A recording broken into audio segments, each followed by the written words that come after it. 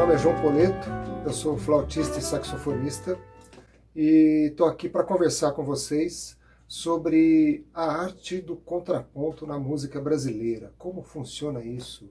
Como é que é essa história de se criar uma melodia paralela ao mesmo tempo que a melodia principal, uma melodia que dialoga, ela conversa com a melodia principal, mas também conversa com a harmonia que está sendo tocada e combina perfeitamente. Como é que é isso?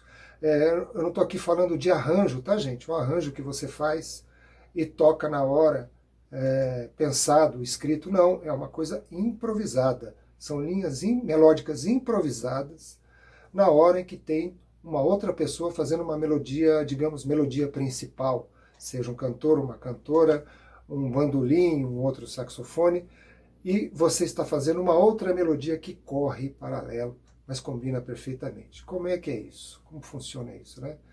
É um tema muito caro para mim, porque desde cedo na minha carreira eu tive que desenvolver a habilidade de fazer esse tipo de condução melódica por conta dos grupos que eu entrei, onde já tinha solista, ou dos trabalhos que eu fui pegar depois, acompanhando muitos cantores e tudo. E essa história de você fazer uma outra linha enquanto está tendo a melodia principal era uma coisa bem vista e até esperada. Eu realmente tive que desenvolver isso por conta do meu trabalho, né? E pedagogicamente falando, é uma coisa não muito tratada por livros ou professores, não é muito vista especificamente isso, porque ela pode ser englobada dentro de um improviso. Estudo de improviso. Como eu disse, essas melodias são improvisadas, não são pensadas em casa ou arranjadas. Elas são feitas na hora. Então é uma coisa difícil, porque não é tão livre quanto o improviso só seu, de repente, em que você está sozinho. Você tem que respeitar quem está fazendo a melodia principal. Então é uma coisa um pouco mais complicada. Aí a coisa vai funcionar mais ou menos assim. Eu vou fazer uma introdução, falando um pouco da minha formação, meus mestres e a minha experiência profissional e quais artistas, alguns poucos, eu vou esquecer muitos, me perdoem, tem músicos incríveis na história do Brasil que fazem isso com maestria, mas o tempo é pouco que temos aqui. Então eu vou falar de alguns para vocês irem atrás, ouvirem, se espelharem nas linhas melódicas que esses caras fazem, que são incríveis, né? E depois tem o primeiro bloco, que eu vou falar sobre alguns aspectos estéticos que eu acho importante se atentarem para fazer isso com parcimônia, vamos dizer assim, com elegância. Como fazer isso de modo bacana, né? São toques que vêm de observação da minha experiência na prática mesmo, né? Depois, o segundo bloco, que eu vou falar de aspectos teóricos. Quais aspectos teóricos básicos eu acho importante você ter dominados para fazer isso com mais desenvoltura. E eu vou desde o básico até uma coisa um pouco mais elaborada, tá? Claro que en passant, gente, rapidamente, cada item, eu vou tentar pegar o máximo de itens que eu conseguir, mas dentro do tempo que a gente tem disponível, que não é muito. Eu acho que isso aqui daria um curso de vários vídeos, mas esse aqui vai ser um vídeo só curto, então os assuntos vão ser tratados mais ou menos rapidamente. Tá legal? Então é isso. Vamos lá, então. Falando a respeito da arte do contraponto, o contraponto é muito antigo. Teve uma época na história da música que a maneira de se compor era essencialmente contrapontística. Dessa época, nós temos um dos grandes expoentes, que é o Palestrina, que é um cara que formatou a história do contraponto ao nível que ficou perene. Até hoje, as tais regrinhas do contraponto de Palestrina, elas são muito importantes. Algum tempo depois veio Johann Sebastian Bach, que para mim é o maior compositor de todos os tempos, ao lado, claro, de Pixinguinha. São dois anjos que foram enviados à Terra para nos alegrar e transformar nossa vida numa coisa muito mais bacana, digna e bonita. Bach e Pixinguinha. Todo mundo deve conhecer isso daqui, ó.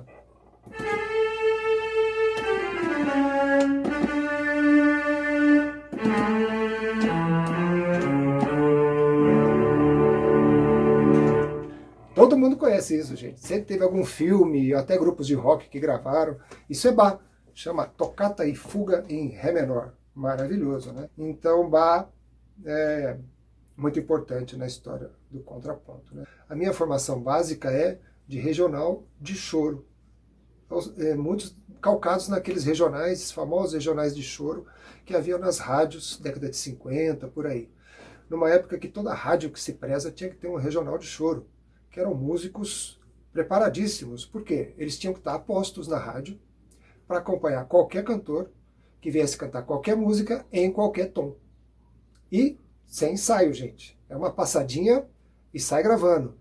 E aí eu passei a fazer parte de um regional que tinha como cavaquinho um homem chamado Lúcio, seu Lúcio, grande cavaquinista.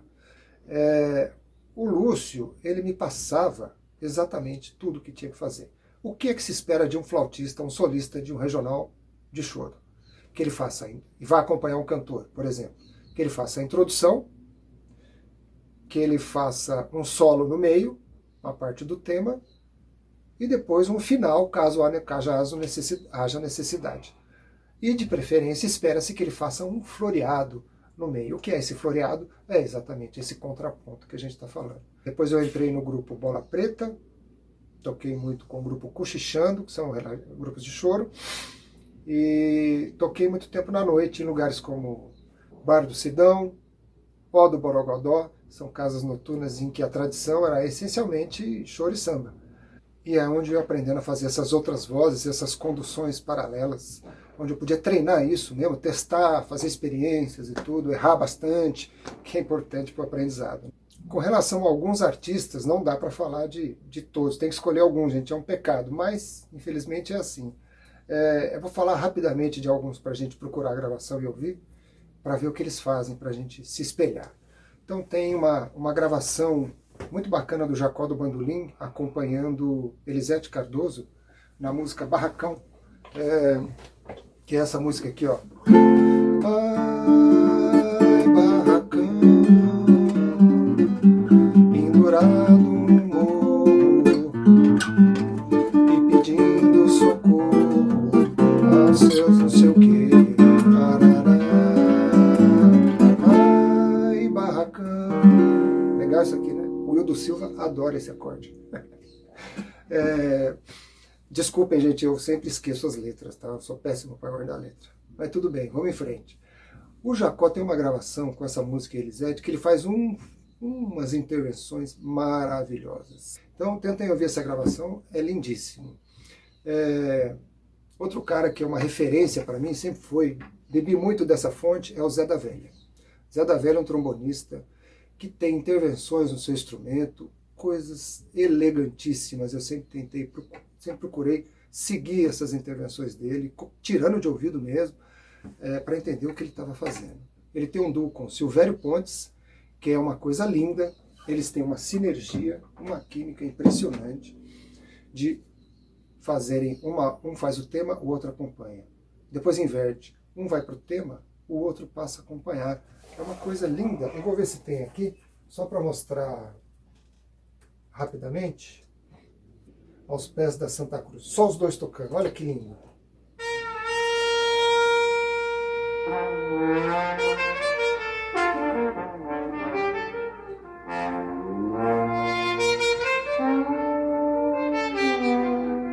Lindo, né? Só duas vozes. Terças. Inverteu. Olha só.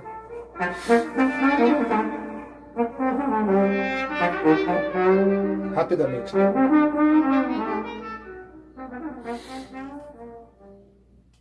Maravilhoso, né, gente? É uma química entre os dois incrível. E chegamos aqui no ápice de todos, no ápice que é o Pixinguinha. O rei maior, nosso mestre maior, como eu já disse, ao lado de Bach, um dos maiores compositores que já passaram, e seres humanos, artistas e anjos musicais que nós tivemos aqui na Terra, o privilégio de ter aqui na Terra. Só rapidamente, compositor do grande 1-0, uma música que muita gente conhece, que é mais ou menos assim o tema, né? Tocar só o começo.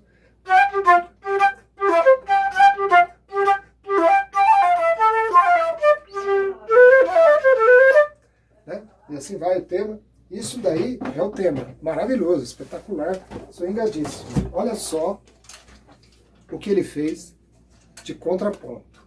Só para explicar rapidamente, Pixinguinha sempre foi um exímio flautista. E após um tempo, ele passou a tocar sax tenor. E a flauta ficou a cargo do Benedito Lacerda. E eles tiveram um duo que fez história na música brasileira, o duo de Pixinguinha e Benedito Lacerda.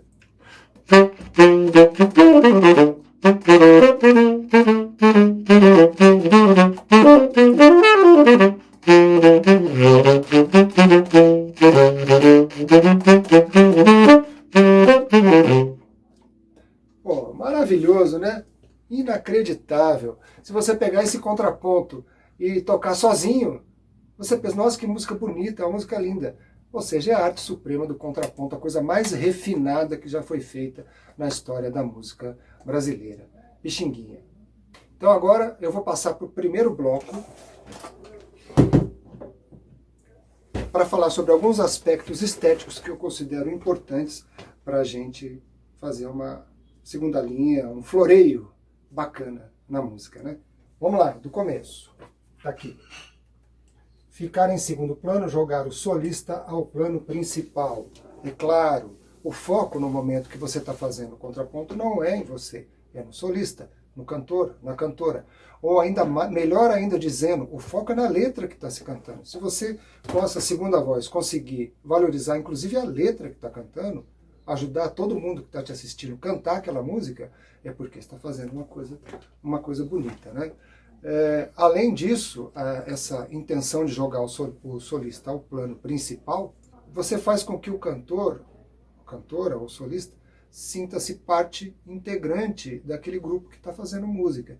Então, você fazendo uma frase, um fraseado bacana, você integra essa pessoa no grupo. Aí você consegue a sinergia do grupo, que passa para a plateia, que devolve para você, e aí a gente consegue fazer um ritual bonito, que o ritual da música é sagrado, e a gente só consegue dessa maneira, tá? Beleza? Aqui. Saber mudar o plano em que se está ora acompanhando, ora solando. Bom, isso também é importante, porque às vezes você está fazendo uma segunda voz, aí na hora de solar, né?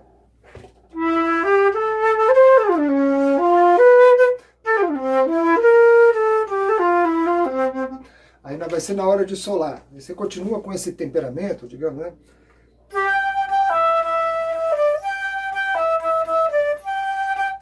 Você está continuando a acompanhar. Não, você tem que ir para o plano principal. Isso também parece bobeira que eu estou falando, mas é importante. Isso não é só volume, é atitude. Você tem que ter uma atitude de solista. Então você está acompanhando. Vai, Poleto!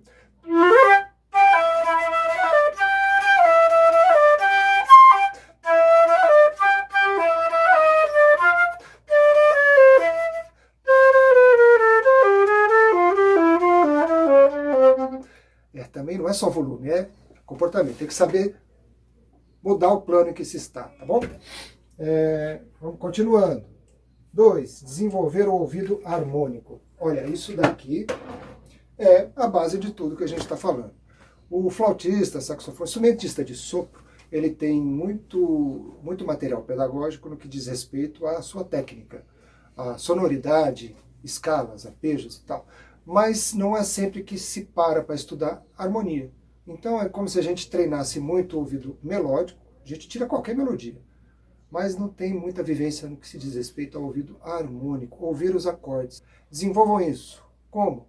Ouvindo as músicas de maneira um pouco diferente, sentindo a hora que descansa, a hora que tensiona, qual é o momento que a música mudou o seu centro tonal, onde houve uma modulação.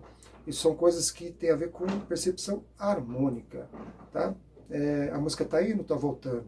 Isso quem me falou uma vez foi a Silvia Góes. Fiz aula com a Silvia Góes também, grande pianista, compositora.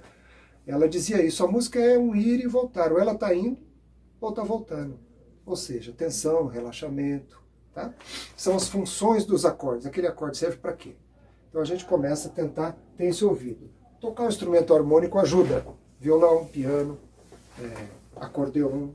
Não precisa virar um craque, mas ter uma noção bacana de dos acordes, né? De você conseguir tocar, saber fazer os acordes básicos, já ajuda, tá bom?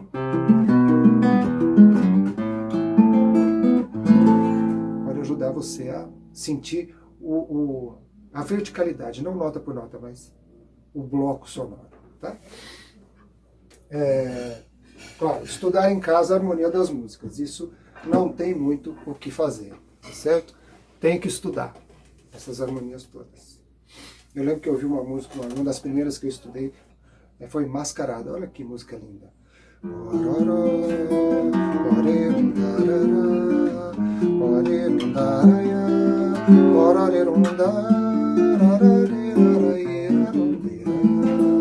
Lindo isso aqui, eu ouvi e falei, nossa, é maravilhoso. A segunda parte é mais bonita ainda. Então essa foi uma das primeiras que eu resolvi estudar por paixão mesmo. Então você tem que saber a melodia.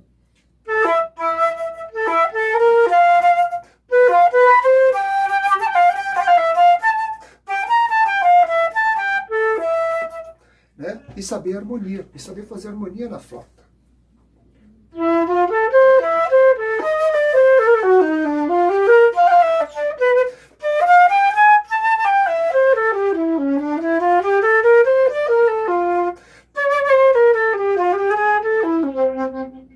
Né? Eu fiz aqueles acordes na flauta, tentando buscar melodias improvisadas, melodias bonitas. Né? Então, se você ouviu, intuiu a harmonia que eu fiz na flauta, é porque eu fiz corretamente. Se além disso você quis cantar o tema, é porque eu fiz bem bacana.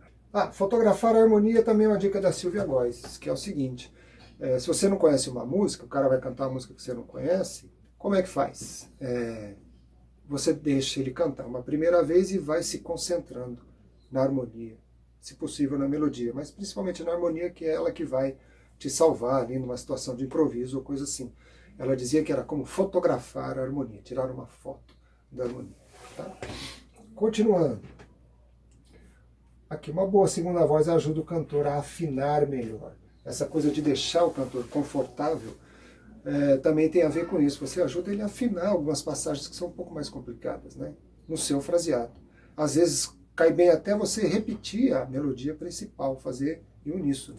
Pode ajudar, não o tempo inteiro, porque não é bem esse o caso, né? Só cuidado com as notas de ponta. Às vezes umas notas agudas como a sétima maior, por exemplo, pode ser complicado de afinar para o cantor. Não faça uníssono, não aconselho, porque são notas mais difíceis de encaixar no meio dela. Então procura uma outra que reforce essa nota. Agora, estilos pessoais, como é que faz? Faz pouca nota? Faz muita nota? Como é que faz? Olha, você tem que manter seu estilo. Se você é um músico agitado, gosta de um fraseado rápido, faça. O que você tem que ter em mente? Que o foco é quem está fazendo a melodia principal. Se você começa a fazer um monte de nota, picadinho, não sei o quê, e o público começa a mudar o foco para você, talvez não seja uma boa ideia. Quando eu disse de manter o seu estilo, tem a ver com manter sua personalidade, né? Mas sempre com elegância. Continuando, biblioteca de sons. Biblioteca de sons é aquilo que a gente recorre quando a gente ouve alguma coisa, quando está tocando, essa frase está vindo, é essa biblioteca de sons, tudo que a gente já ouviu. Então, quanto mais estilos, mais compositores variados, mais riqueza a gente vai ter na nossa bagagem de fraseado. Tá? Saber usar as pausas, não tocar o tempo todo. Pausa é importante, gente. Eu já gravei muitas vezes com o Luizinho Sete Cordas, que é um violonista maravilhoso, de quem, aliás, eu absorvi muitos fraseados, porque ele faz coisas lindíssimas, e eu passava aquelas frases dele para o sax tenor, que é uma região muito parecida, né? Com muita honra, aliás, né? Eu fazia isso. E eu gravei bastante com ele. Ele escreve a introdução, a harmonia e deixa livre a harmonia. E fala, vai floreando aí, depois a gente escolhe o que fica legal. Bom, como estilo, eu acabei fazendo da seguinte maneira. Eu deixava a primeira introdução, aí a primeira parte da música eu deixava livre, sem fraseado nenhum. Como se fosse apresentar o tema. Depois de apresentado o tema, o cantor repetia aquela parte, aí eu vinha com o fraseado, costurando a voz principal. porque eu achava que essa pausa no começo fazia a música respirar. Então é importante também saber usar as pausas. Continuando aqui, ó, vamos lá. Saber trabalhar com novas informações. Isso é legal. Quando você muda, o que são informações? Eu fiz muito tempo música para teatro. Música para teatro, trilhas para teatro. Trabalhei no Vento Forte, no Grupo Sobre Evento, grupos muito bacanas aqui em São Paulo. Você pega um tema, toca ele em ritmos diferentes. Um tema que é maior, numa outra parte você faz o mesmo tema menor. Você muda a informação. Grandes compositores de trilha para cinema, John Williams, Alfred Newman, eles todos usavam isso com maestria. Isso é mudar a informação que se está dando naquela cena do que está acontecendo. Isso pode ser feito dentro da música. Você mudando intensidade, mudando... o que mais aqui? A tessitura, cuidado com tessitura, aliás, hein, gente? Tessitura pode trombar com a melodia principal, a voz da cantora. Se você está na mesma região, cuidado com segundas menores e tal. Isso pode dar um certo desconforto. Presta atenção nisso. Pode mudar a oitava, pode descer, alguma coisa assim, tá? Você pode mudar a divisão rítmica do que você está tocando. Saber as divisões rítmicas brasileiras. Clave de machixe, choro, é isso. Que é o que o centro aqui é música brasileira. Então a gente usa as claves da música brasileira. Isso tudo no sopro, na sua linha melódica, tá bom? Depois eu falo como é que você pode fazer isso em exercício. Aqui. Esse é o mais importante. Opa, calma, gente, calma. Aqui o mais importante. Criar uma melodia de contraponto que tenha uma beleza própria. Isso é fundamental, o centro de tudo. Toda vez que eu vou fazer esses floreios, esses contrapontos, eu imagino que eu estou criando uma música instantânea que tenha a sua beleza também. Ela não está ali só para servir, para indicar harmonia, fazer uma terça, uma coisa assim. Não, ela é uma música separada, que nem o Pixinguinha fez com os contrapontos. Kohorter dizia muito isso. Todos esses contrapontos, de primeira, segunda, terceira espécie, todas as vozes têm que ter a sua beleza própria. Então, é isso, gente. No segundo bloco eu vou falar dos aspectos teóricos importantes para se fazer essa segunda voz. Eu vou tomar um cafezinho e já volto. Até já!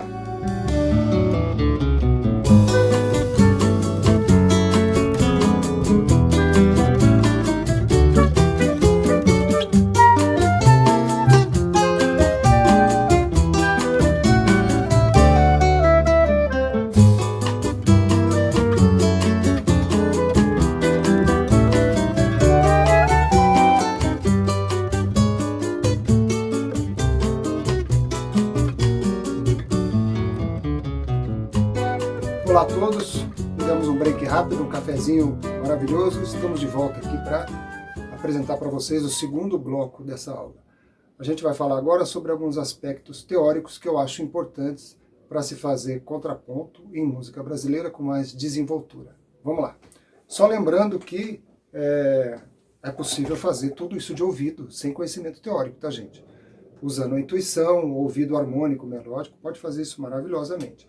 Um dos músicos mais impressionantes que eu já vi fazer isso é um cara chamado Carlos Poiares, flautista incrível, vivia aqui em São Paulo, que até onde eu sei não tinha formação teórica nenhuma, mas ele fazia um fraseado que eu nunca vi igual, notas que ele encontrava bem no meio da harmonia, assim, falando, que isso, coisa linda. Tive o privilégio de conviver pouco tempo com ele, mas tentei absorver o máximo que eu pude dos seus conhecimentos. Então vamos lá. Escalas e arpejos. Não tem como fugir disso. O músico a vida inteira, desde o começo do seu aprendizado até o final da vida, vai fazer escalas e arpejos. É o tijolinho da construção da casa do músico. Não tem como. Tá? Então tem várias maneiras de se fazer. Você pode... na internet tem toneladas de material pedagógico para você estudar escalas e arpejos. Tá? Eu vou colocar aqui um PDF só para vocês terem, com todas as escalas maiores e seus tons relativos menores. O que a escala maior e a sua escala menor relativa têm em comum? Eles usam a mesma armadura de clave. Então o Dó maior tem o seu relativo Lá menor, que não vai ter acidente nenhum na clave. Fá maior tem um Si bemol. Esse Si bemol indica que a música pode ser Fá maior ou seu relativo menor, Ré menor. Tá? Lembrando que para encontrar o seu relativo, se for um tom maior, você desce um tom e meio. Se for menor, para encontrar o relativo, faz o caminho inverso. Você sobe um tom e meio. Dó, si natural, si bemol, lá, um tom e meio, ou 3 semitons. E para achar o relativo do tom menor, o lá menor é o contrário. Lá, lá sustenido, si e dó. Lá sustenido, si e dó. Você chega no dó maior, tá? É a mesma escala, se for menor natural. Tem outras escalas menores, mas no caso eu coloquei a natural. Em dó.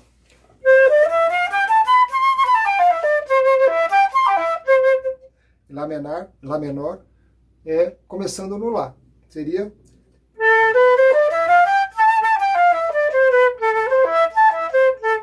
O centro de uma é o dó, o centro da outra é o lá. E seu respectivo acorde, que é montado em cima dessas notas. O dó maior ou o lá menor. Tá? E o arpejo, inclusive, tem mais a ver com o que nós estamos estudando, né, gente? Que é harmonia. Arpejos são os acordes tocados, uma nota de cada vez. Eu coloquei aqui uma maneira de estudar que eu acho bacana, eu acho bonito, uma maneira que eu acho bacana de estudar arpejo, que é você subindo de meio em meio tom. Vou tocar como está escrito, ó, seria assim.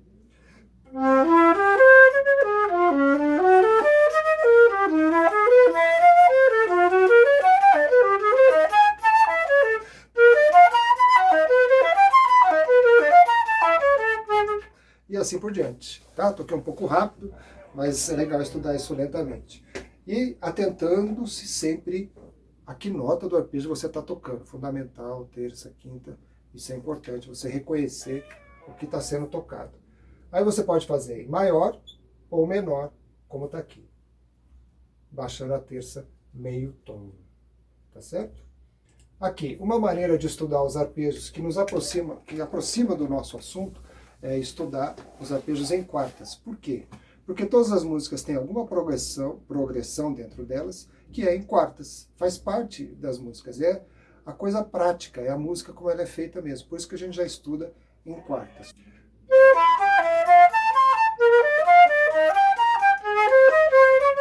E assim por diante, vai fazendo o ciclo todo até voltar para o dó maior, onde eu comecei, no caso, onde está escrito ali na partitura.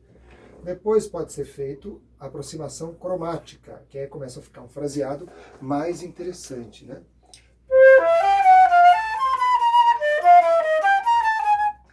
Tá vendo? Começa a ficar mais musical a coisa e aproxima das músicas que existem por aí, né? Essas cadências. Só para deixar esse assunto um pouco mais completo, dos arpejos básicos, que são os quê? Os que são formados por fundamental, terça e quinta, nós temos 4 tipos: o maior, o menor, o aumentado e o diminuto. Isso tem a ver com o quê? A relação entre as terças, a primeira terça com a segunda e assim por diante, tá?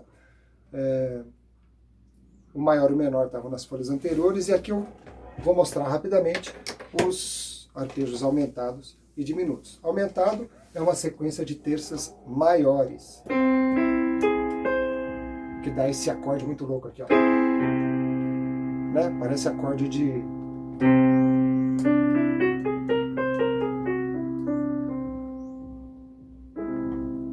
Parece que a nave está pousando num planeta diferente, assim, né?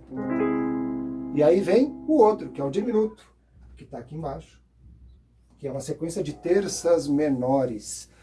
No nosso caso de choro e samba, o diminuto é muito mais comum, ele aparece muito mais vezes. Por exemplo, quando você vai fazer uma introdução ou um refrão assim.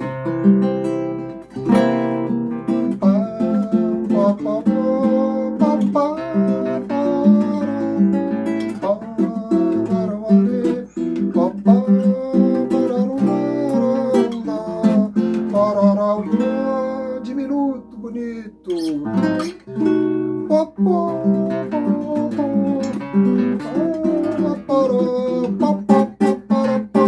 Inventei agora, tá, gente? Mas tudo bem.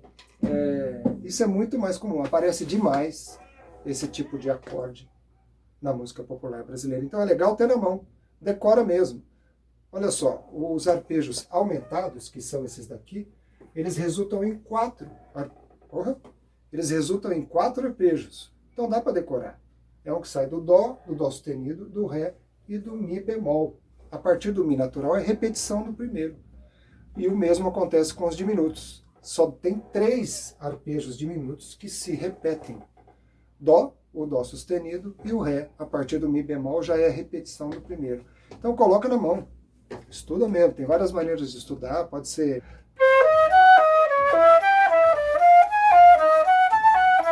E assim por diante, você pode ir criando exercícios ou mesmo pegar em métodos como o Tafanel, por exemplo, que é um método de flauta, completo, tem toneladas de exercícios a respeito disso. Muito bem. Seguindo em frente, assim, reconhecer os arpejos tocados. Tá, beleza. Intervalos. Bom, intervalo, eu não tenho material nenhum aqui, mas posso rapidamente falar. É uma coisa que tem que parar e resolver. Intervalo é um assunto que é super importante. Você tem que saber como faz para achar uma sexta, uma sétima, uma nona, porque isso tudo está nos acordes. Então você precisa, para destrinchar os acordes, saber de intervalo, tá? O que eu posso dizer, o engano comum é, eu vou chamar, por exemplo, esse intervalo de sexta menor ou quinta aumentada. Isso às vezes dá uma confusão. Sei lá, vamos ver aqui, ó. Dó, Lá bemol, por exemplo, intervalo. Dó, Lá bemol é uma sexta menor ou uma quinta aumentada? Depende. Se você chamar de Lá bemol, você vai chamar de sexta. Por quê? Do Dó para o Lá, você acha uma sexta. Dó, Ré, Mi, Fá, Sol, Lá. Só que é Lá bemol. Então é uma sexta menor. Se fosse Sol sustenido, se você chamar de Sol sustenido, então você vai estar fazendo uma quinta aumentada. Por quê? Do Dó para o Sol, é a primeira coisa que tem que fazer. Dó, Ré, Mi, Fá, Sol, quinta. Se vai ser sustenido, bemol, depois a gente vê o complemento do nome desse intervalo. Mas, antes de mais nada, é uma quinta. No caso, é Sol sustenido, então é uma quinta aumentada. Tá? Isso é um engano comum que acontece, uma dúvida que muitas vezes pinta, é muito comum. Mas eu diria para você procurar esse material e resolver esse assunto, porque todos os testes de várias escolas, faculdades, intervalo é uma matéria que sempre cai, é importante. Muito bem, exercícios com divisões rítmicas brasileiras. Bom, isso eu já falei lá no começo, né? Você pega uma clave, como faz para estudar essa coisa dos ritmos? Você escolhe uma clave, por exemplo, uma figura central na música brasileira, que é o ta ta ta ta ta ta ta ta ta ta. Você pega essa clave e faz uma escala, aquelas primeiras escalas, nessa clave, que é para ir pegando o swing da música brasileira. Então seria Fá maior.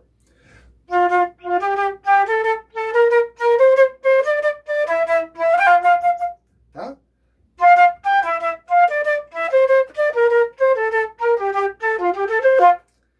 Vai pegando aquela atmosfera própria do choro, do samba, do bolero, do baião, etc. Tá bom? Da música brasileira. Você pode usar essas claves todas. Choro, por exemplo, que é um negócio meio...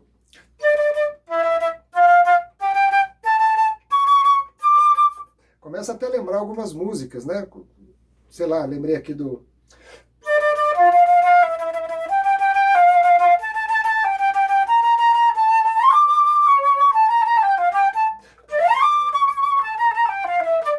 Mais ou menos assim, né? Você vê que já começa a se aproximar do que realmente existe musicalmente falando, né? E vai pegando o swing brasileiro da coisa. Aqui é um exercício, uma vez, que eu fiz com a Silvia Góes, que é sensacional, gente. Ela estava dizendo assim, uma técnica de estudo de improviso muito legal, você escolhe uma clave dessas, pega um trecho de uma música que você está estudando e toca esse trecho sempre com essa clave, se obrigando a repetir essa clave. Só que você está fazendo o trecho da música, improvisando, criando notas diferentes, mas sempre com essa clave. Isso aí é bacana, você começa a fazer frases muito interessantes. Tem esse exercício aqui que eu criei pensando nisso também, em tons menores, fazendo em progressão de quartas. É mais ou menos assim.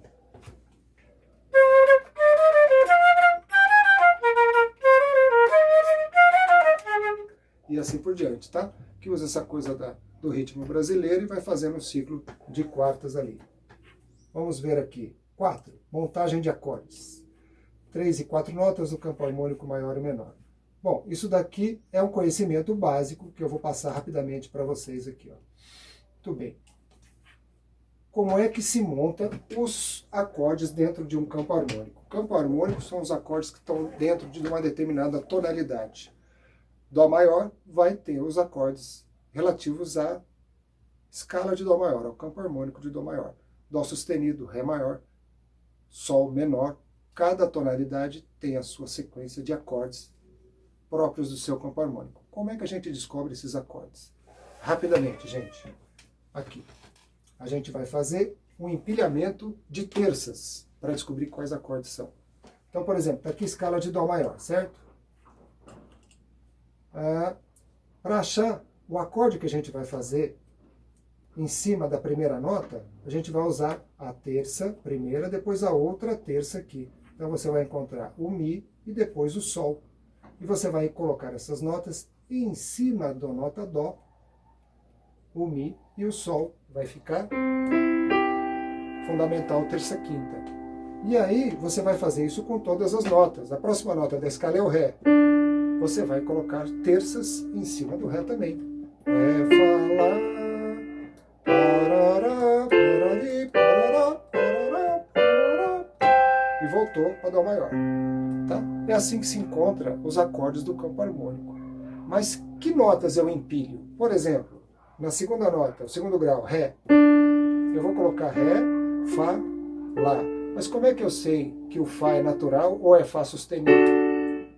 Como? Consultando a escala principal de Dó maior. Se na escala de Dó maior o Fá é natural, a nota que eu vou empilhar é Fá natural. Tá certo? É assim que a gente descobre. O resultado disso é uma sequência de acordes assim. Maior, menor, menor, o quarto grau maior, o quinto grau maior. Eu coloquei a sétima aqui porque a dominante precisa da sétima para ter o trítono. É a quarta nota, né? Eu posso colocar em todos, coloquei só no Sol.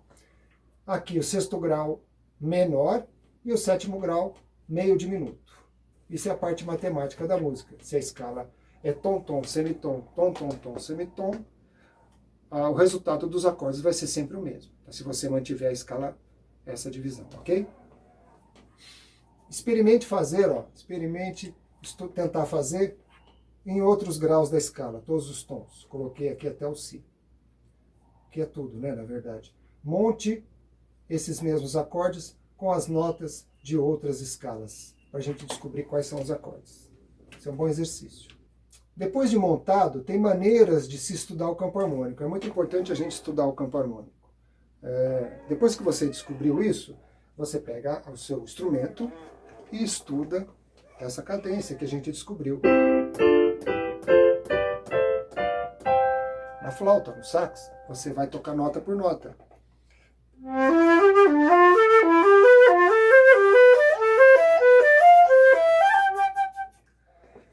Nota por nota, vai arpejar todos do campo harmônico, tá? Vou colocar aqui também um PDF com o campo harmônico de todos os tons. Dó, Dó sustenido, Ré e assim por diante. Então tá, primeiro grau, segundo grau, terceiro grau, quarto grau, quinto grau, sexto grau, sétimo grau. É legal a gente fazer isso nos tons maiores e nos tons, vou colocar aqui também para vocês, nos tons menores. Tá certo? Vou deixar aqui para consulta, vocês printam lá para poder usar. No que diz respeito à nossa prática, aquilo que eu havia falado sobre estudar progressão por quartas, a gente pode também fazer isso com o campo harmônico. Olha só que bacana. Tabela do campo harmônico maior, já em ciclo de quartas. Olha só que interessante. Eu peguei os mesmos acordes do campo harmônico de Dó maior e distribuí aqui em quartas. E isso aproxima da gente das músicas. Todas as músicas têm alguma passagem que tem isso daí. Então olha como fica.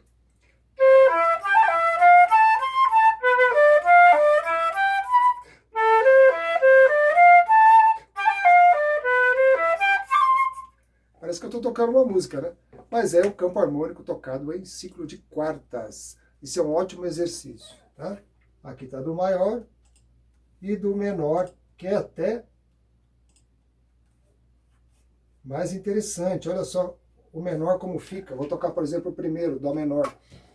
Olha só essa cadência aqui, ó.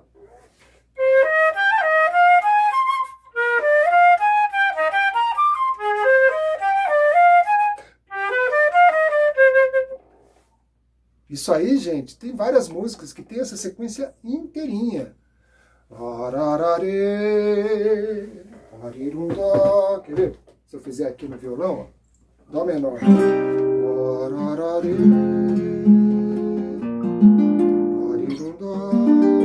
Estou fazendo exatamente aquela sequência. Lá bemol, meio diminuto, sol e dó. Tá vendo como estudar por quartas é interessante? Aproxima a gente de muitas músicas como elas já são feitas. E aí quando pintar a música, você já vai estar meio pronto. Sua intuição melódica já vai funcionar mais rapidamente, entendeu? Por exemplo, que música é essa daqui, ó?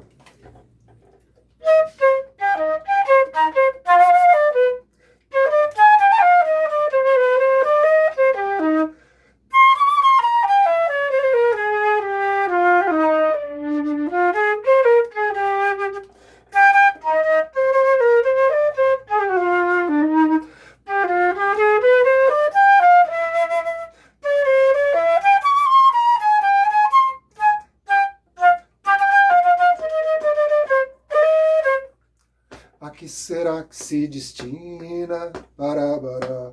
É essa música, Cajuína, do Caetano Veloso.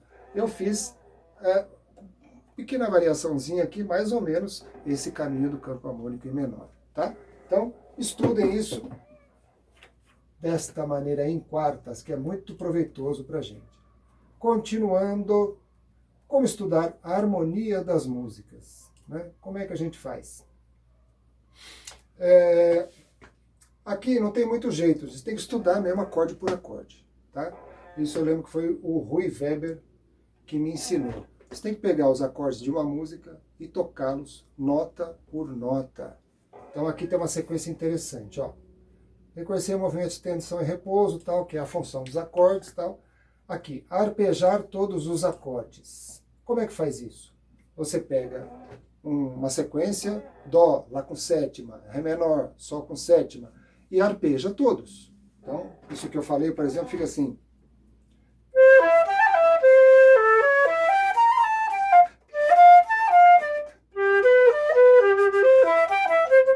Arpeja todos eles caretamente, sem problema nenhum, para sacar do que se trata. Depois, o que você faz?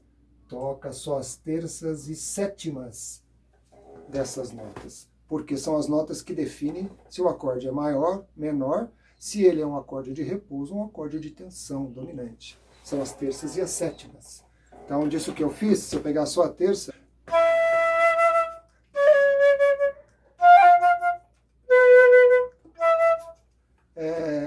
o legal de usar essas notinhas é porque elas começam a aparecer notas fora da escala que você está. Você está em dó maior, aparece um dó sustenido, porque é a terça do lá 7. Isso é muito bacana, você usar notas que não estão na escala original de dó maior. Por exemplo, não adianta você falar, eu saquei, essa música aí está em dó, deixa comigo, vou fazer tudo a escala de dó maior aqui, vai dar tudo certo. Não é só isso.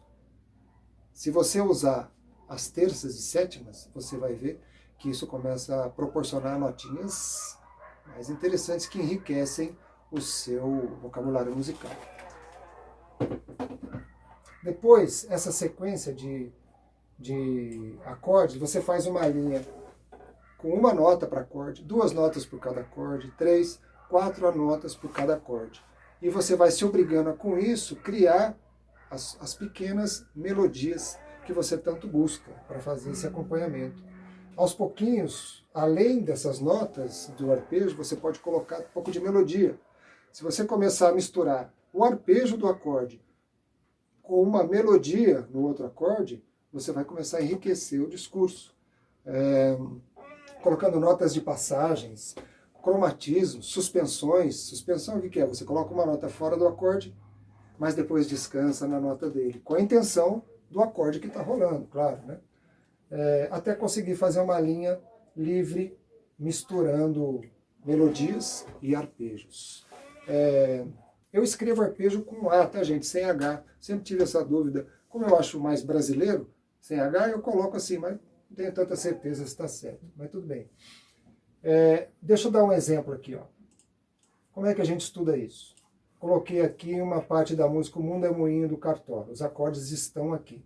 Então, primeira coisa é arpejar todos esses acordes. Então vamos lá. Ré sustenido meio diminuto.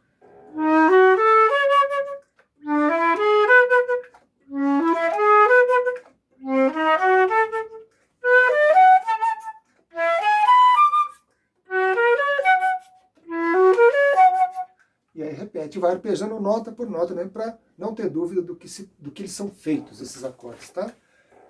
Isso aqui é fundamental para estudar essa arte do contraponto, tá, gente? Saber as notinhas que estão em cada um dos acordes da música.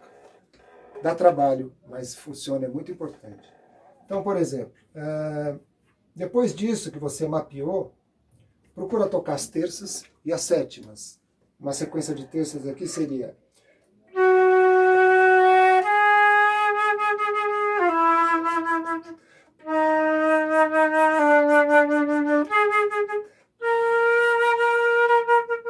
Tá? Depois as sétimas, e assim por diante. Depois eu vou fazer agora uma linha de uma nota por acorde, por compasso. E eu vou tentar encontrar o caminho mais curto de uma para outra. Eu não vou ficar dando pulos grandes. Eu vou tentar graus conjuntos. E se tiver uma nota repetida, eu vou aproveitar.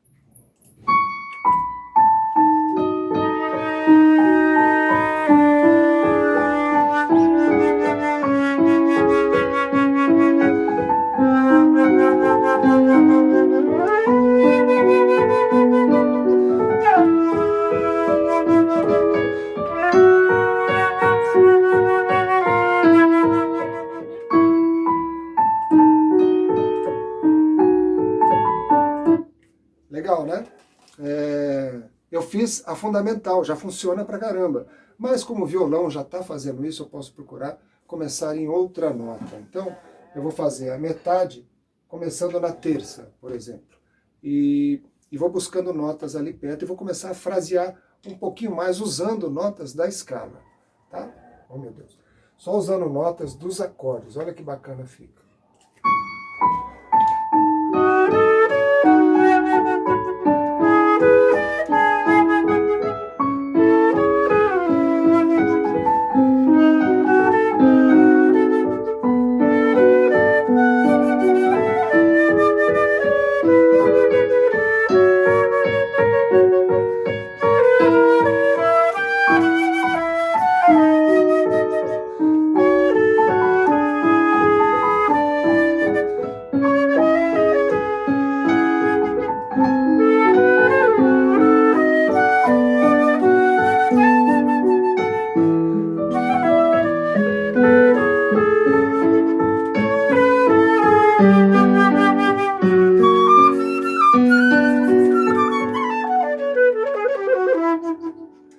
Vontade de continuar tocando, né? Essa música é uma coisa maravilhosa mesmo. Cartola, O Mundo é um Moinho.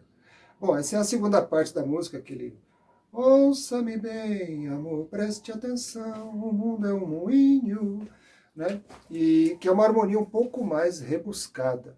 Então, tentei mostrar para vocês como, rapidamente, né? Como que a gente estuda isso. É assim que estuda, gente, nota por nota, não tem escapatória. Tem umas regrinhas básicas de contraponto, aquelas lá que eu estudei com Palestrina, mas música popular é um pouco mais livre, não é assim também então, né? Por exemplo, lá fala uma coisa de não usar muitas terças na sequência, que terça é aquela sequência de uma terça acima ou uma terça abaixo, que você pode fazer em alguns momentos, mas fazer isso demais adoça um pouquinho a música, deixa assim uma cara mais, né? E pode também fazer um pouco de referência a um tipo de música música caipira. Então,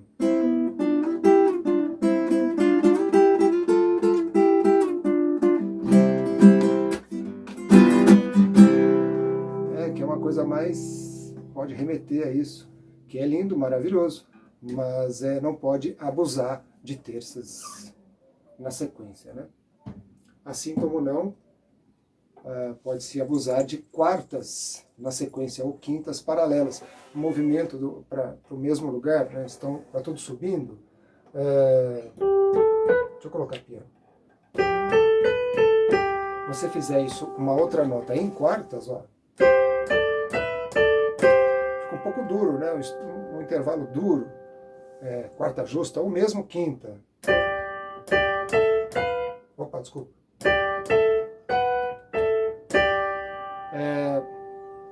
Você pode amarrar um pouquinho a melodia, então cuidado um pouquinho com essas quartas paralelas, quintas paralelas. Movimentos contrários são interessantes, de repente uma nota está subindo, a melodia principal está subindo, você pode fazer a sua voz descendo, pode ficar legal, de repente sobe em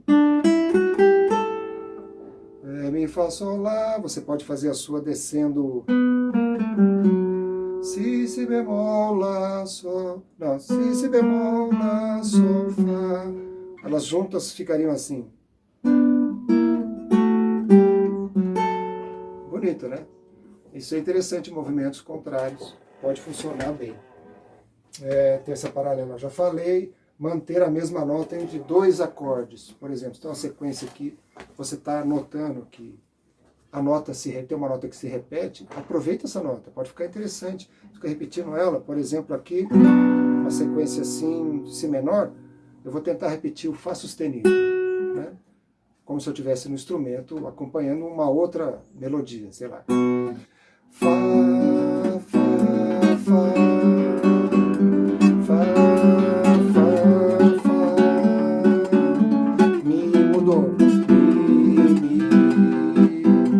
Ré, Do, Ré, Si, de novo. Fá, Fá, Fá, Mi, Fá, Mi, Fá, Mi, Ré, Ré, Do, Ré, Si. E isso, imaginando que tem uma outra melodia, fazendo um outro lance, tá? Isso é uma melodia paralela, um contraponto que eu bolei. Precisa ver se dá certo com o que está sendo cantado, mas é sempre uma ideia interessante manter uma nota que se repete entre dois acordes.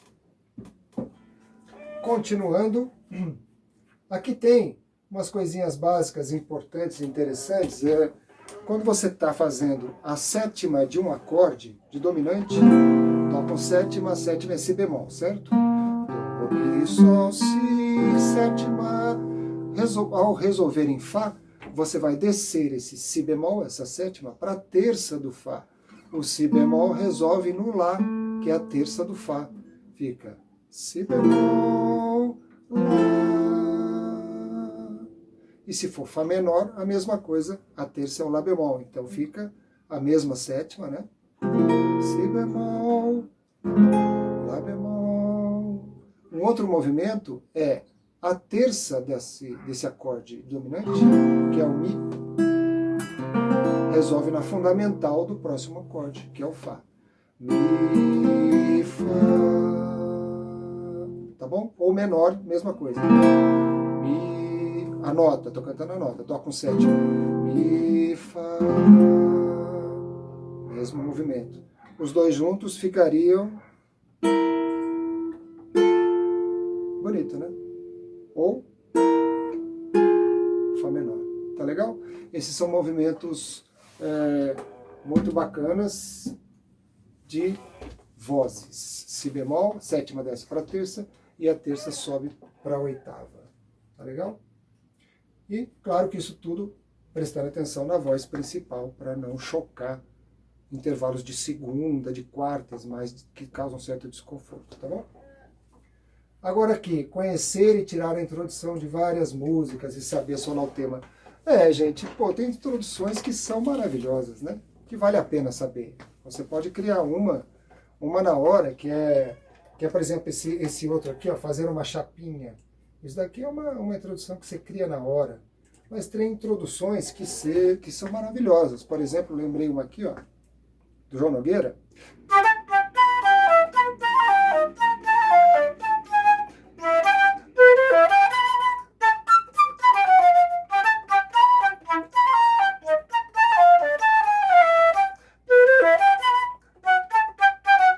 Como é que vai? E por aí vai. Essa introdução é demais, né, gente? Então, algumas vale a pena você ter debaixo do dedo. Ó, tem uma do Paulinho da Viola que é linda, ó.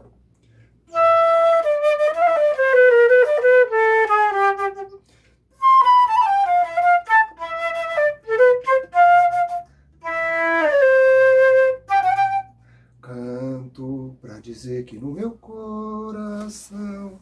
É lindo, né, bicho? Então, escutem, tirem essas coisas, são melodias incríveis e vai fazendo parte daquela sua biblioteca sonora, tá legal? Quando não sabe, se tiver que fazer e não sabe, faz a famosa chapinha. O que é uma chapinha? É uma sequência que pode sair, talvez, não é sempre assim, mas ela pode sair da subdominante e dar um giro na harmonia, tipo...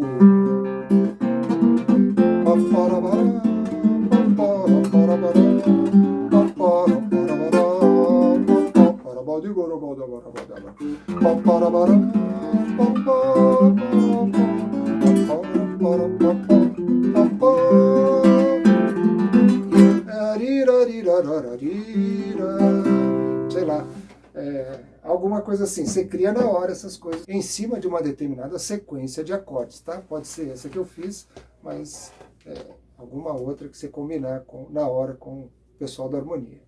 Tá legal? Isso é a famosa chapinha. E é isso, gente.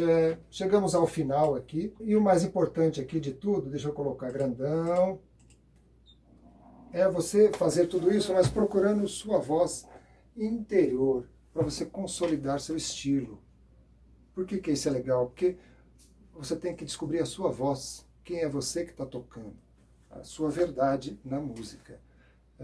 Quem me dizia muito isso era o Toninho Carrasqueira, maravilhoso flautista, e que só de tocar do lado dele a gente já aprendia um monte. E uma pessoa muito amorosa também, um grande cara.